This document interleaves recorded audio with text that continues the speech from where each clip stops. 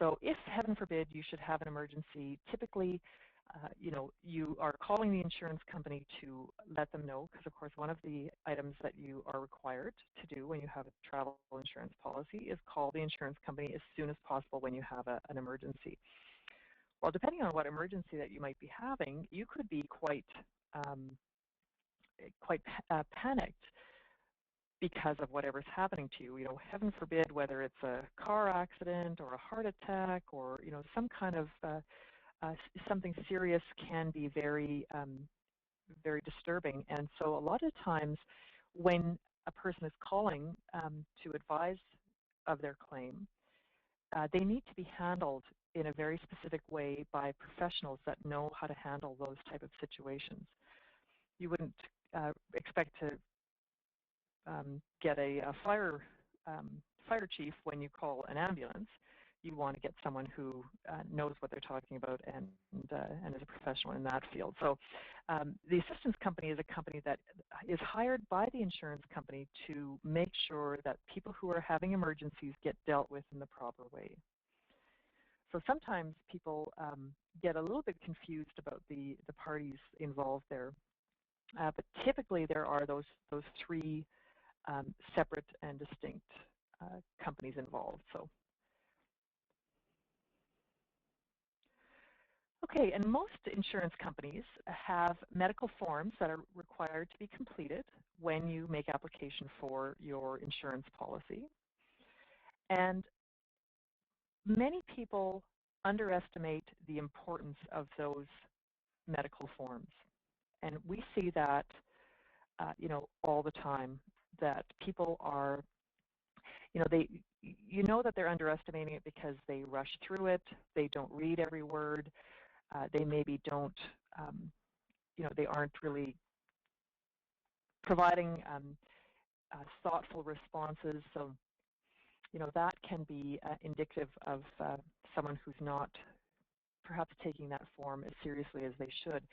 So what we suggest when you are completing that form is that you absolutely must be informed about your medical history prior to completing that form. We believe you should not be going by memory. No matter how young you are, your memory is only so good, and it's sometimes difficult to remember some of the details that are being required of you when it's been, 2, 3, 4, 5 years since some of those medical things, took place. So, from that perspective, it's important that you are absolutely 100% aware. And sometimes, it might even be good to check with your doctor about the medical items on your doctor's file, because if, in case of a claim, the answers on the medical questionnaire need to be confirmed, what the insurance company will do is they will check with your doctor. So if you take it upon yourself to check with your doctor to ensure that the answers that you provide are going to be correct and accurate against his file, what you've done is you've taken all the guesswork out of that, and you won't have that problem. Because the reality is that one wrong answer on your medical questionnaire form can invalidate your entire policy. So for instance, let's say the form asks about a number of different medical conditions, and you forget to mark a yes, or maybe you ran through the questions too quickly and didn't realize that something was in there, and you mark that question no, and it should have been a yes, and this is where a lot of the problems start. So a lot of the problems that we saw in the earlier slides, where people thought they had adequate coverage and didn't, a lot of those people don't have the coverage that they expect they did because they answered a question incorrectly on their application form. So that is one of the ways that that type of scenario can happen. So very, very important to make sure that you are getting those answers correct as is indicated in your doctor's file. Because, of course, people must be 100% forthcoming and completely open when making application for travel insurance. And we suggest that you bring up any medical issues that you might have, even if the application doesn't ask about a specific condition. So, you know, a number of you probably have completed these forms in the past, and, you know, maybe those forms you've noticed that the form doesn't ask about a condition that you have. An example of that would be thyroid conditions. They don't ask about thyroid conditions. At least I've never seen an application that asks about a thyroid condition. It doesn't ask, a lot of them don't ask about something like a prostate condition, enlarged prostate or something like that, or cholesterol is another example. Typically those conditions aren't asked about in the medical form. But what people don't realize is that even if the condition isn't specifically asked about on the form, it's still important that you let us know that, because there is a clause in the policy that handles all existing conditions, and it's called the pre-existing condition clause. So we'll go into that in a little bit further detail later. So what we find is that most people don't knowingly misrepresent their medical conditions. We see that only a small percentage of people outright lie on their forms. Usually what ends up happening is it's a mistake.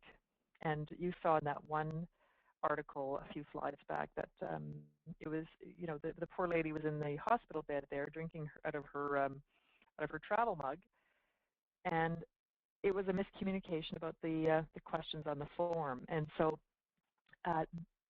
you know, again, this is something that happens very easily if you're not completely on top of making sure that you understand your medical conditions and understand those forms. The problem is that everyone is dealt with the same way, whether you're outright lying about your medical conditions or you just made a mistake. That mistake can invalidate your entire policy, and that is very, very unfortunate. So whether or not you're outright lying or you're just making a mistake, the consequences can be devastating. So very important to make sure that you do that form correctly. Okay, next slide. So just a little pill. I've heard that so often here as a broker at MediQuote Insurance Brokers. Oh, I didn't think I needed to tell you that. It's just a little pill. But I know from dealing with these insurance companies that just a little pill is not just a little pill.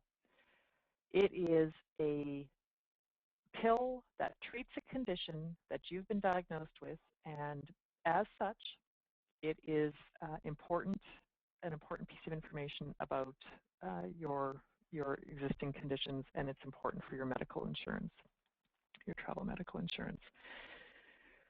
So we suggest that you know the details of your last change of medication and find out how this affects your insurance policy, because typically any changes of medication will affect your insurance policy. And I alluded earlier to the pre-existing condition clause. That's a very important term, pre-existing condition clause. And that really is the wording in the insurance policy that you're purchasing that deals with how the insurance company will cover or provide coverage for or not this existing condition that you have. So we suggest that you keep track of your changes of medications in a little book, so that down the road you have accurate history on what changes that you might have had, when you were diagnosed with those changes, how you were treated for those changes. All of those things are very, very important when dealing with your travel insurance. Also, I meant to mention to everybody that if you do have a question about what we're talking about today, I would love to answer your questions. And there's a spot on the GoToWebinar panel that is marked questions, and you can actually type your question in there and hit submit, and it'll come to me and I will respond to your question. So if you do have questions, please feel free to do that. I can respond to them at the end of the session today.